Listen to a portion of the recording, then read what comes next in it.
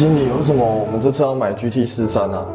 当然要买啊 ！GT43的价格已经来到了647万，我们买韩国的欧规，超半价啊，超划算的啊！那为什么现在是买欧规的，不买美规的？因为美规没这个车啊。我买2021年的嘛，我这次买黑色、白色嘛。为什么我们要买这个车？因为第一个它的配备比较好，23P 啊，当年度选配是12万。然后又升级20寸的铝圈，这边也11万。它也有选，比如说抬头显示器6万3，柏林5万4，它还优化第三排座椅，第三排座椅比较好坐啊。